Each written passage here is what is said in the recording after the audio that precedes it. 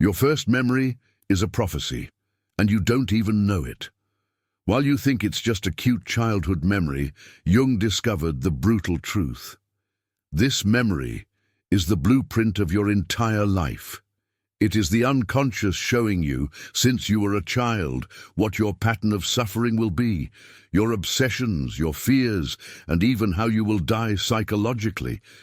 It's no coincidence that you remember exactly that. Of thousands of moments, why this one? Because your unconscious already knew who you were going to be before you even knew how to walk properly.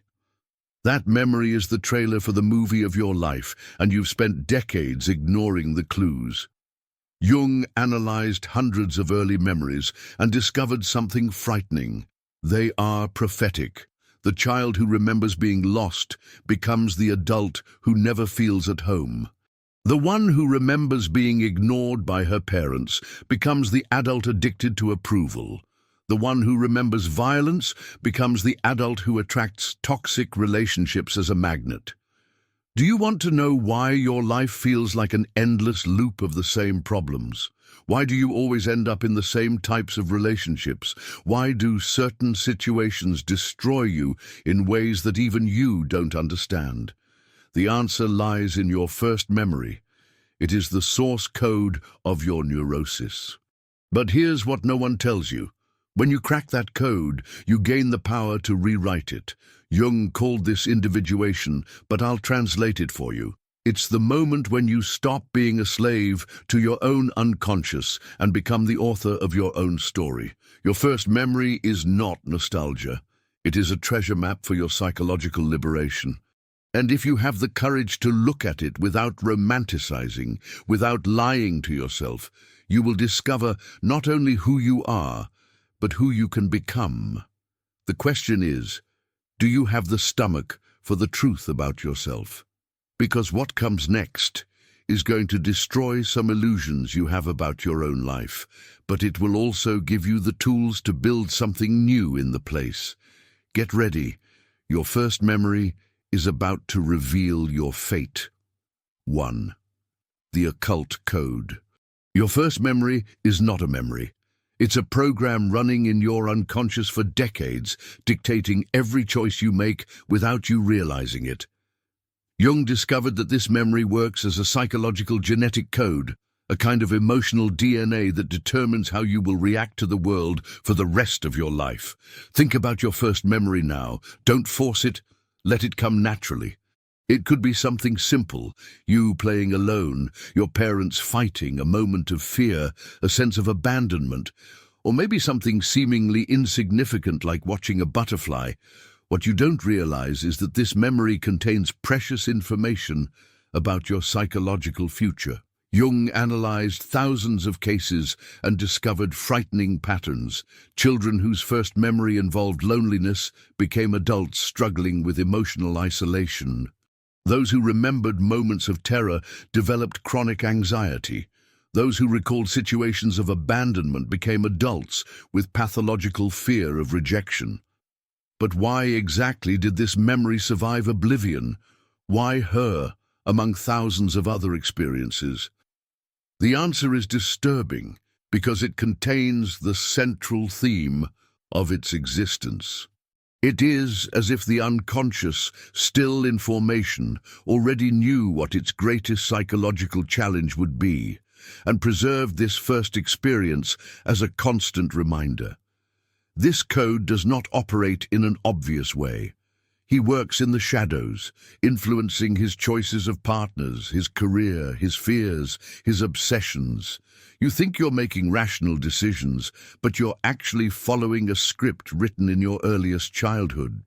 The woman who remembers being lost in a mall at the age of 3 becomes the adult who never feels safe in relationships. The man who remembers his father screaming becomes the adult who avoids conflict at any cost. The child who remembers being ignored by his parents becomes the adult addicted to external approval. Jung called this the primordial imago, an archetypal image that sticks in the unconscious and shapes our entire perception of reality. Your first memory is this imago in action. the moment when your unconscious chose what would be the filter through which you would see the world. The scariest thing is that you're probably replaying this memory every day without realizing it. You are recreating the same dynamics, attracting the same situations, reacting with the same emotional patterns. Your entire life can be an infinite variation on the theme of your first memory. But here's the twist. When you recognize this code, you gain power over it. Jung said that the unconscious only has power over us as long as it remains unconscious. The moment you illuminate this hidden pattern, you can begin to rewrite it. This discovery changes everything. It means that you are not a victim of chance, nor of others, nor of circumstances. You are the product of a code that can be deciphered and reprogrammed. Your first memory is the key to understanding why your life took the direction it did. If this hit home, and you're ready to go deeper into who you really are, light, shadow, and all, check out the SIM Method ebook. It's a down-to-earth guide that helps you reconnect with yourself in just 5 minutes a day. The link's waiting for you in the first pinned comment. 2. Unconscious fate. Your destiny is not something that happens to you. It's something you create over and over again, following a script that was written in your first memory. Jung discovered something that goes against everything you believe about free will. Most of the time, you're not choosing your life. You're being chosen by unconscious forces that have been operating since childhood. This is the brutal truth that no one wants to accept. You think you're in control, that your decisions are rational, that you've learned from past mistakes. But Jung showed that we are constantly being pulled by an undercurrent of impulses and patterns that originated in our first conscious experience. Your first memory is like a psychological magnet. It attracts situations, people, and experiences that resonate with its original theme. If your first memory involves betrayal, you'll magnetically attract relationships where trust is an issue. If it involves abandonment, you will create situations where you feel rejected, even when it is not the case. Jung observed that his patients lived lives that seemed scripted. The same types of conflicts, the same relationship patterns, the same forms of self-sabotage. It was no coincidence. It was unconscious destiny at work, a powerful psychic force that operates through the compulsion to repetition. The most disturbing thing is that you actively collaborate with this destiny without realizing it. You make choices that seem logical on the surface, but that unconsciously recreate the dynamics of your first memory. It's as if you were an actor playing the same role in different plays, but always following the same basic script. Think about your love relationships. Is there a pattern, a type of person you always attract, a type of conflict that always arises, a specific way things always end? That's not bad luck. It is your unconscious destiny operating through your seemingly conscious choices. Jung called this neurotic fate, a compulsive force that makes us repeat the same mistakes in ever more elaborate ways. It's not that you're dumb or masochistic. It's that you're being directed by an unconscious intelligence that has its own priorities, and those priorities were set in your first memory. This force is so powerful that it can determine not only your relationships, but your career, your fears, your obsessions, even your way of dying psychologically. Jung saw patients who seemed destined to live certain experiences, as if the universe conspired so that they faced the same kind of challenge over and over again. But here's what Jung found most important. This unconscious fate is not a curse, it's an opportunity. When you recognize the pattern, when you see how your first memory is driving your life, you get the chance to become aware of the script and rewrite it. Unconscious fate has power only as long as it remains unconscious. The moment you illuminate this pattern, you stop being a victim of it and become its conscious collaborator. That's the difference between living a repetitive life and living a transformative life. The question now is, do you have the courage to look back at your first memory and see the fate it revealed? Because once you see it, there's no way to look away. 3. repetitive patterns. Have you ever realized that your life is a scratched record, always playing the same song, always locking on the same spot? Jung discovered that this is not a coincidence. It is a compulsion to repeat, operating through your first memory.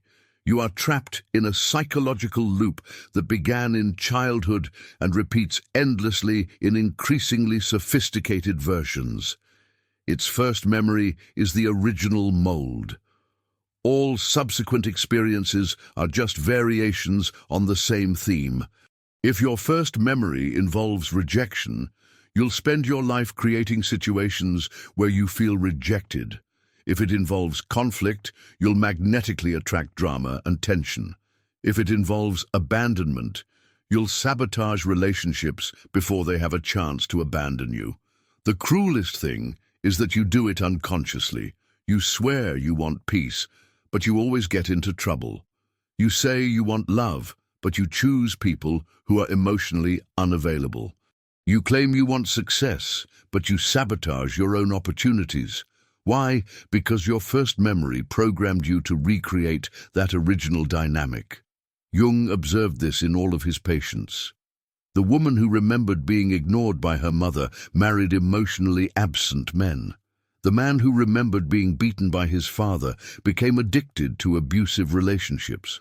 The child who remembered to always be alone became the adult who sabotaged friendships. These patterns are like psychological viruses. They replicate, adapt, evolve, but always maintain the same basic structure.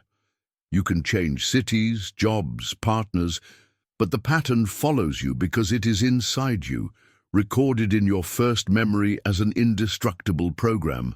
Repetition happens because the unconscious is trying to solve something. He keeps creating the same situation in the hope that this time you will handle it differently. It's as if your psyche is an obsessive director, forcing you to repeat the same scene until you get it right. But here's the problem. You never get it right because you don't even know you're repeating it. You think that every situation is new, unique, different. He doesn't realize that it's always the same wound being poked, always the same fear being activated, always the same dynamic being recreated. Think about your last 5 relationships. Is there a pattern, a specific way they start, a type of conflict that always arises? One particular way, how do they end? This is not bad luck. It's his first memory directing the show. Jung said that we are condemned to repeat what we do not understand.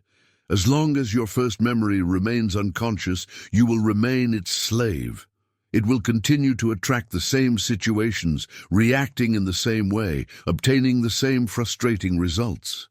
The standard is so powerful that it can last for decades. Jung followed patients who spent 50 years repeating the same neurotic dynamic, always hoping that this time would be different. It never was, because they were trying to solve the problem in the wrong place, dealing with the symptoms instead of the cause. The cause lies in his first memory. It is the source code for all your repeating patterns.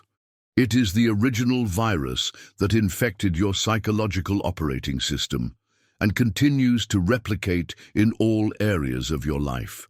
But recognizing the pattern is the first step to breaking it.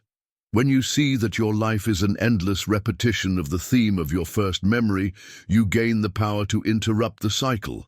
You can finally stop being an actor and become a director of your own story. 4. Founding wounds. Your first memory is not just a memory, it is a wound. And that wound never healed because you spent your whole life poking at it without realizing it. Jung discovered that our first conscious experience usually involves some kind of trauma, no matter how small. And this trauma becomes the founding wound of our personality. We are not necessarily talking about abuse or tragedy. It can be something seemingly simple, feeling ignored, experiencing fear, realizing that you are not the center of the universe, discovering that the world can be dangerous. For a young child, any disruption in the sense of absolute security can be traumatic. This founding wound becomes the sore point of your psyche. It's like having a bruise that never completely heals. Any touch in this area arouses a disproportionate reaction. You can be fine, functioning normally until someone or some situation presses exactly at that point, and you explode, shut down, or react in ways that even you don't understand. Jung observed that his patients organized their entire lives around this wound, not to cure her, but to protect her. They developed elaborate strategies to prevent her from being touched again.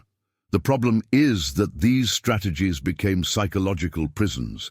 The child who remembers being abandoned develops a pathological fear of loneliness and becomes an adult who accepts any relationship, no matter how bad, just so as not to be alone. The one who remembers being humiliated develops an obsessive need for control and becomes an adult who cannot relate as equals. The most perverse thing is that by trying to protect the wound, you end up recreating exactly the conditions that caused it. It's as if you built walls so high to protect yourself that you ended up isolating yourself, creating the abandonment you feared so much. Or develop a control so tight that it pushes people away, creating the rejection they wanted to avoid. Jung called this fate neurosis. You become so obsessed with avoiding the original pain that you end up attracting it magnetically. Your founding wound becomes a magnet that attracts the very thing you fear most. This wound also determines how you interpret the world. If your first memory involves betrayal, you'll see betrayal everywhere, even where it doesn't exist. If it involves abandonment, you will interpret any distancing as rejection. Your founding wound becomes the filter through which you process all of reality. The cruelest thing is that you can spend decades trying to heal this wound in the wrong places. You seek external approval to heal an internal rejection wound. He seeks external control to heal a wound of internal impotence. Try to find outside of yourself that which can only be resolved within. Jung discovered that the founding wound cannot be healed by ignoring it or trying to forget it. It needs to be recognized, accepted, integrated. You need to stop running away from it and start talking to it. You need to understand that this wound is not a defect, it is a gateway to your transformation. The founding wound carries within it not only pain, but also the potential for healing. It points to what needs to be developed in you. If your wound is abandonment, your potential is emotional autonomy. If it's rejection, your potential is self-acceptance. If it is powerlessness, its potential is authentic personal power. Your first memory preserved this wound because it is essential to your individuation. It is the starting point of your journey of self-knowledge. When you stop running away from the wound and start working with it consciously, it transforms from an obstacle into an ally. 5. Prophetic symbols. Your first memory is full of symbols that you've ignored all your life. Jung discovered that the unconscious does not speak in words, it speaks in images, and these images are prophetic.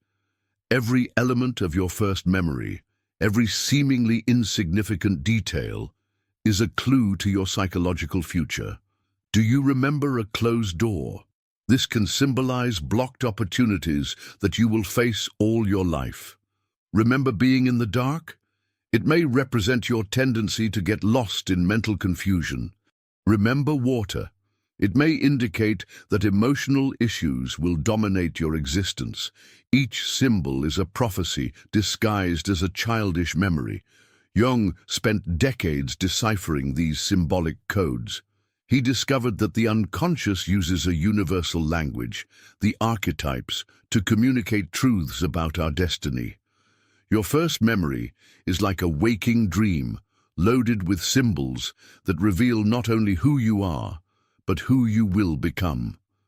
The problem is that you take these symbols literally.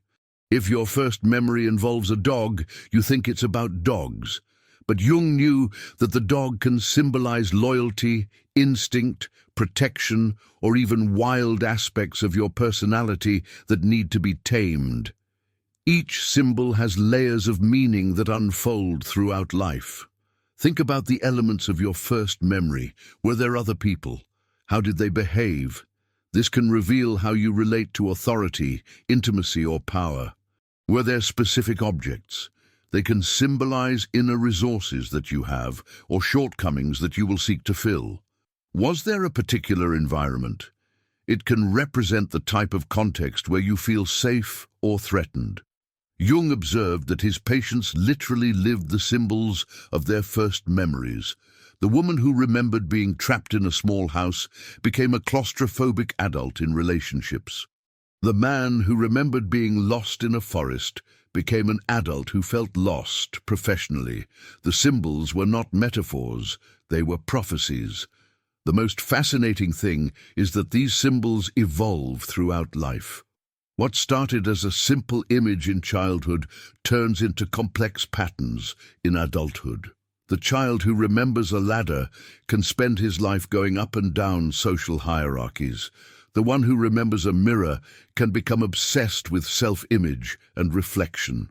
But here's what Jung found most important. You can learn to read these symbols consciously.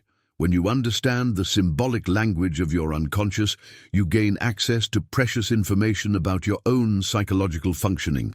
Each symbol of your first memory is like a seed that will germinate throughout life. If you learn to recognize these seeds, you can influence how they grow. It can transform symbols of limitation into symbols of power, symbols of fear into symbols of courage. Jung said that the unconscious always knows more than the conscious mind. The symbols of your first memory are messages from your future self to your present self. They are clues left by your own unconscious wisdom to help you navigate life. The trick is to learn to think symbolically, stop taking everything literally, and start seeing the hidden connections, the underlying patterns, the deeper meanings. When you do this, your first memory turns from a memory to a treasure map. These prophetic symbols do not determine your destiny. They reveal your possibilities. They show both their potentials and their dangers, both their gifts and their challenges. When you learn to read them consciously, you gain the power to work with them instead of being controlled by them. 6. Primordial archetypes. Your first memory is not only yours, it is that of all humanity. Jung discovered that behind our personal experiences operate universal archetypal forces, primordial patterns that have existed in the collective unconscious for thousands of years.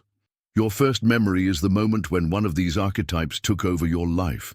These archetypes are like universal characters that live inside of us. The orphan, the warrior, the mother, the sage, the shadow, the hero. Each has their own motivations, fears, and fates. Your first memory reveals which archetype is driving your life, which universal character you are playing in this cosmic drama. If your first memory involves abandonment or loneliness, the orphan archetype may be dominating your psyche. This means that you will spend your life seeking belonging, fighting feelings of inadequacy, trying to prove that you deserve love. It is not your choice, it is the archetype operating through you.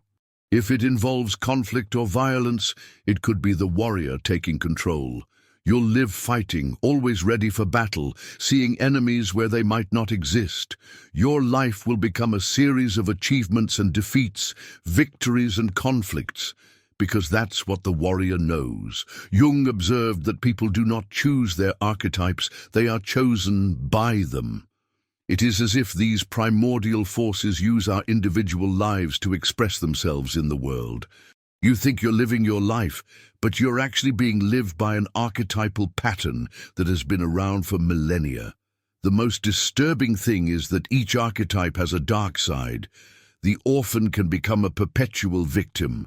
The warrior can become a destroyer. The mother can become a devourer. The sage can become arrogant. Your first memory not only reveals which archetype is active, but also which archetypal shadow you need to face. These archetypes operate through specific behavioral patterns. The orphan seeks saviors, the warrior seeks battles. The mother is looking for someone to take care of. The wise seek knowledge. You can spend decades following these standards without realizing that they are not really yours. They are from the archetype that has taken over your life. Jung discovered that individuation involves recognizing which archetype is dominating you and learning to consciously work with it. It's not about getting rid of the archetype. That's impossible. It's about becoming a conscious collaborator instead of an unconscious puppet. When you recognize the archetype operating in your first memory, a lot of it makes sense.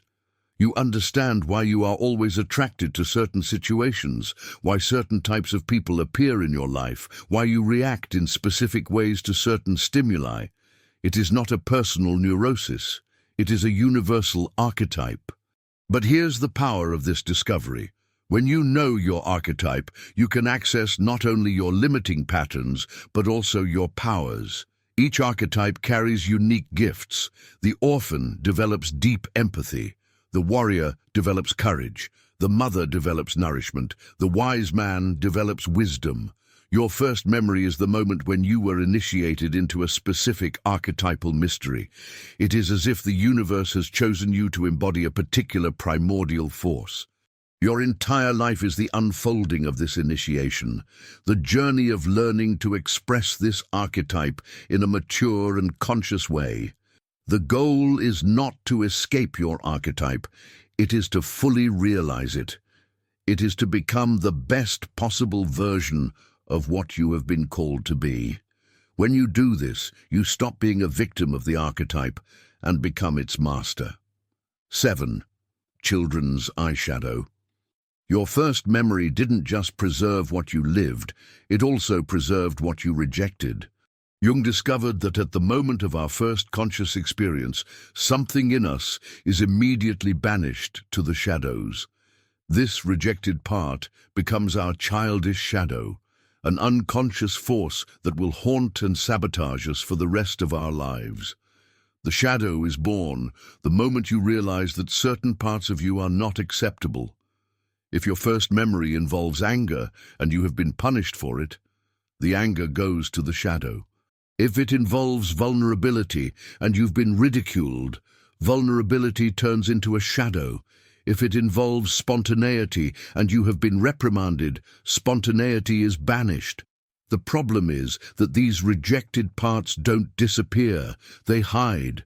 They are operating in the shadows of your personality, influencing your choices, sabotaging your relationships, creating self-destruction. You spend your life running away from aspects of yourself that were marked as unacceptable in your first conscious experience. Jung observed that people become neurotic, not by what they have experienced, but by what they have rejected. The childish shadow contains not only traumas, but also undeveloped potentials. When you banish anger, you also lose the ability to defend yourself. When he rejects vulnerability, he loses the capacity for real intimacy. Your first memory is as a psychological courtroom where parts of you have been tried and sentenced to internal exile. These exiled parts become your unconscious obsessions. You will spend your life attracted to the very thing you have rejected in yourself, projecting your shadow on others. If you've rejected your own aggression, you'll find yourself magnetically attracted to aggressive people. If you bathed in your vulnerability, you will get involved with extremely sensitive people. If you have exiled your spontaneity, you will be fascinated by impulsive people. You look outside of yourself for what you can't accept within yourself. The cruelest thing is that you will hate in others exactly what you have rejected in yourself. He will criticize, judge, try to control or change these characteristics in others without realizing that he is fighting against his own projected shadow. Your relationships become battlegrounds where you fight against rejected parts of yourself. Jung said that everything that irritates us in others is a clue about our shadow. If you get angry with lazy people, you may have rejected your right to rest. If you get angry with emotional people, you may have banished your own emotions. If you are irritated by selfish people, you may have rejected your own needs. Child shadow also manifests itself through compulsive behaviors. You may become a workaholic to make up for rejected laziness. It can become extremely controlled to compensate for banished spontaneity. He may become excessively altruistic to compensate for exiled selfishness. But here is what Jung discovered revolutionary. His shadow is not his enemy. He is his lost treasure. These rejected parts contain vital energy, creativity, authenticity. When you consciously integrate them, they transform from saboteurs into powerful allies. The process of integrating the shadow begins with recognition. You need to identify which aspects of yourself were rejected in your first memory. You need to stop projecting these qualities onto others and start recognizing them in yourself. This does not mean acting destructively. It means accepting that you are a complete human being with light and shadow, with socially acceptable qualities and more primitive aspects. It means to stop trying to be perfect and start being real. When you integrate your child shadow, something magical happens.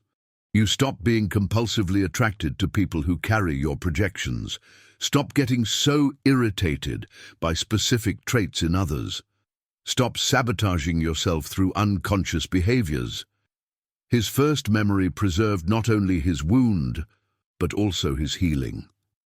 The shadow that was born at that moment contains exactly what you need to become whole again. 8. Original complexes. Your first memory is not just a memory, it is the core of a psychological complex that will dominate your life. Jung discovered that complexes are like autonomous personalities within us, little selves that have their own agendas, emotions, and behaviors. Your first conscious experience creates the original complex, the most powerful of all. A complex is formed when an intense emotional experience crystallizes around an archetypal core. Your first memory provides both the emotional charge and the archetypal pattern. The result is an autonomous psychological structure that will influence your thoughts, feelings, and actions for the rest of your life. If your first memory involves abandonment, you develop an abandonment complex. This complex has a life of its own. He interprets situations through the filter of abandonment, reacts emotionally as if all distancing were rejection, and creates behaviors aimed at avoiding or provoking abandonment. You don't control the complex. It controls you. Jung observed that when a complex is active, it is as if another personality takes over. You act in ways that you can't explain later. He says things he didn't want to say. It reacts in disproportionate ways. He makes decisions that go against his own interests. It is the complex operating autonomously. The most disturbing thing is that you can have several complexes, but the original, formed in your first memory, is the most powerful. It is like the mother complex that generates all the others. All of his neurotic patterns can be traced back to that original core. These complexes are not just personal problems, they are inherited. Jung discovered that complexes can be passed down through generations, passing from parents to children through the collective unconscious. Your first memory may be activating a complex that has existed in your family line for decades. The original complex works like a psychological magnet. It attracts situations that feed it, people who activate it, experiences that confirm it. You can change cities, jobs, partners, but the complex will recreate the same dynamics wherever you go. Jung discovered that complexes have an intelligence of their own. They know how to protect themselves, how to feed themselves, how to grow. They use sophisticated defense mechanisms, create elaborate rationalizations, manipulate their perception of reality to ensure their own survival. The cruelest thing is that the complex feeds on exactly what you fear the most. If you have a rejection complex, it will create situations where you feel rejected. If you have an inadequacy complex, it will sabotage your successes. If you have an abandonment complex, it will drive away the people you love the most. But here's what Jung found most important. You can learn to dialogue with your complexes. Instead of being possessed by them, you can become aware of their presence and influence. You can recognize when a complex is active and choose not to act on it. The first step is to identify the original complex in your first memory. What emotional pattern has been established? What kind of reaction was crystallized? What archetypal theme was activated? When you recognize the complex, you gain power over it. Jung developed a technique called active imagination for working with complexes. You consciously dialogue with the complex, give it a voice, understand its needs and fears. When you do this, the complex stops acting autonomously and becomes an integrated part of your personality. The goal is not to eliminate the complex. That is impossible.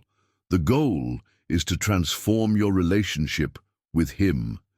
Instead of being a victim of the complex, you become its conscious collaborator. Instead of being possessed by it, you learn to work with its energy constructively. When you consciously integrate the original complex of your first memory, you release a tremendous amount of psychic energy that was trapped in repetitive patterns. This energy can then be channeled into growth, creativity, and genuine transformation. 9. Synchronicity revealed. His first memory did not happen by chance. Jung discovered that there is a mysterious force operating in the universe, synchronicity, which orchestrates seemingly random events to reveal deep meanings. Your first conscious experience was synchronically arranged to show you something essential about your destiny. Synchronicity is when external events coincide perfectly with internal states, creating meanings that go beyond normal causality. It's not a coincidence. It's the universe speaking through symbols, situations, and experiences. Your first memory is the first example of synchronicity in your life, the moment when the cosmos conspired to give you a message about who you are. Jung observed that his patients' earliest memories always contained synchronistic elements. The child who would become a therapist remembered taking care of an injured animal. The one who would become an artist remembered being fascinated by colors or shapes. The one who would become a leader remembered organizing other children. It was not a coincidence. It was synchronicity revealing future vocations. The most fascinating thing is that these synchronistic events continue to happen throughout life, always echoing the theme of the first memory. If your first memory involves loss, you'll experience loss-related synchronicities at crucial moments in life. If it involves discovery, you will experience synchronicities of revelation and insight. These synchronicities work as cosmic reminders, trying to keep you connected to your original purpose. When you deviate from the path indicated in your first memory, the universe sends synchronistic signals to redirect you. When you're aligned, synchronicities multiply, confirming that you're on the right track. Jung found that people who ignore the synchronistic messages of their first memory tend to live fragmented and meaningless lives. They fight against their own nature, trying to be something they are not, and the universe responds with increasingly dramatic synchronicities to get their attention. But when you learn to read the synchronicities related to your first memory, your life takes on a magical quality. You begin to realize that there is a higher intelligence orchestrating events for your growth and fulfillment. You stop feeling lost and start feeling guided. Synchronicities are not just external events, they also happen internally. You may have sudden insights that connect your first memory with present situations. You may have dreams that reveal hidden connections. You can experiment with intuitions that guide you in specific directions. Jung observed that synchronicities intensify during periods of psychological transformation. When you are ready to integrate aspects of your first memory, the universe conspires to create the perfect conditions for that integration. Right people appear, opportunities arise, obstacles are removed. The most amazing thing is that you can learn to consciously collaborate with synchronicity. When you honor the theme of your first memory, when you live up to your original purpose, you become a magnet for synchronistic events. Your life becomes a dance between your conscious will and cosmic intelligence. This does not mean passivity or fatalism. It means recognizing that you are part of a larger web of meanings, that your individual life is connected to universal standards. It means learning to navigate through life using both reason and intuition, both planning and receptivity to signals. Jung said that synchronicity is the language that the self uses to communicate with us. Your first memory was the first word of that language, the first message from yourself about who you really are. All subsequent synchronicities are variations of this original message. When you start to see your life through the lens of synchronicity, everything changes. You stop feeling like a victim of circumstances and start feeling like you are a participant in a larger mystery. You stop looking for meaning outside of yourself and begin to recognize that meaning is constantly being revealed through your own experience. Your first memory is the key to decoding all the synchronicities of your life. It is the original musical theme of which all other synchronicities are variations. When you learn to listen to it consciously, you gain access to an inexhaustible source of guidance and meaning. 10. Rewriting fates. Now you know the truth about your first memory. It's not just nostalgia, it's the source code of your entire life. But here's the final twist Jung discovered. Knowing the code gives you the power to rewrite it. You are not doomed to repeat the patterns of your first memory forever. You can become the programmer of your own existence. Consciousness is the key to transformation. As long as your first memory remains unconscious, it has absolute power over you. But the moment you illuminate it, analyze its symbols, recognize its patterns, identify its complexes, you gain power over it. Jung called this making the conscious unconscious. The rewriting process is neither simple nor quick. You're dealing with programming that has been around for decades, patterns that crystallized in childhood, complexes that have developed a life of their own. But it is possible.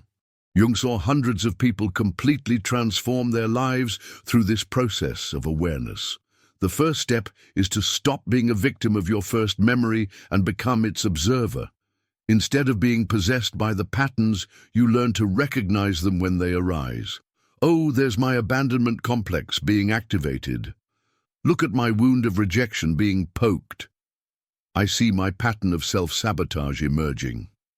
This conscious observation already breaks the automatic power of patterns. When you see the pattern, you get the option to not follow it. You can choose to react differently, make different decisions, create different outcomes. You stop being a robot and become a conscious human. The second step is to actively dialogue with the elements of your first memory. Jung developed techniques for this. Active imagination, dream analysis, working with symbols. You can talk to the child of your first memory, understand their fears, welcome their needs, heal their wounds. You can also consciously rewrite the narrative of your first memory. If it involves abandonment, you can create a new version where you are rescued. If it involves fear, it can create a version where you find courage. It is not a question of denying the original reality, but of creating new psychological possibilities. Jung discovered that when you transform your relationship with the first memory, your whole life automatically reorganizes itself. New types of people appear. New opportunities arise, old patterns dissolve. It's as if you changed the source code and the whole program updated itself. But the most profound transformation happens when you integrate the rejected aspects of your first memory. when you embrace the shadow that has been banished, when you accept the complexes that have been denied, when you honor the symbols that have been ignored. This integration releases an immense transformative energy. The ultimate goal is not to eliminate your first memory, but to transform it from prison to portal. Instead of being limited by it, you learn to use your energy for growth. Instead of repeating your destructive patterns, you channel your force into creation. Instead of being a victim of your fate, you become its co-creator. Jung said that the goal of life is not happiness, it is individuation. It's becoming who you really are, not who others want you to be.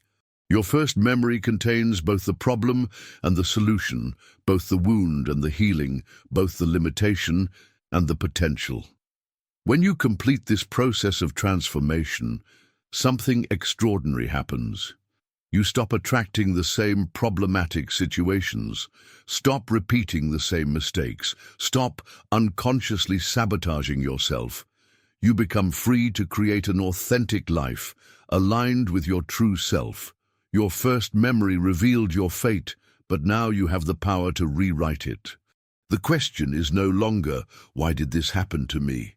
But what am I going to do with this information? You have the key. Now use it to open the doors of your own transformation. The destination is not fixed. It is a draft that can be rewritten by an awakened and courageous conscience.